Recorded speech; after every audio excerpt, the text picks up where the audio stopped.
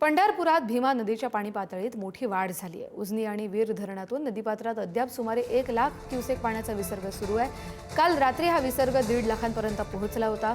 सकाळपासून विसर्गाचं प्रमाण कमी करण्यात आलं असलं तरी भीमा नदी दुथडी भरून वाहते। दुपारनंतर नदीची पाणी पातळी आणखी वाढण्याची शक्यता असून पंढरपुरावर पुराचं संकट कायम आहे।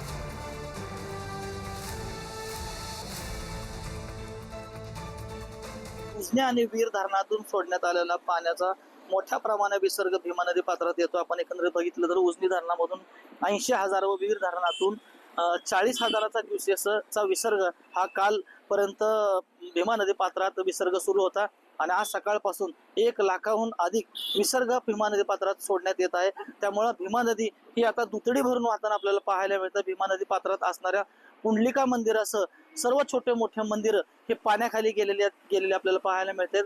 त्याच पद्धतीचं कोल्हापूर पद्धतीचे जे बंधारे आहेत सर्व पाण्याखाली गेलेले आहेत। जो ब्रिटिशकालीन पूल जो होता त्या पुलावर आता सध्या 5 फुटाहून अधिक पाणी वाहताना आपल्याला पाहायला मिळतंय आणि जे भीमा नदी पात्रात असणारे सर्व जे घाट हे आता प्रशासनाकडून बंद करण्यात आलेले आहेत। येणाऱ्या प्रत्येक भाविकाला स्नान करण्यास पोलिसांकडून व प्रशासनाकडून खोल पाण्यामध्ये उतरू नये व स्नानासाठी येऊ नये असं सुद्धा प्रशासनाच्या वतीने सूचना करण्यात आल्या आपल्याला पाहायला मिळते। आणि आज दुपारपर्यंत ही भीमा नदीची 1 लाखाचा विसर्ग भीमा नदी पात्रात आल्यानंतर दुपारपर्यंत भीमा नदीची पाण्याची पातळी ही प्रचंड वाढणार आहे।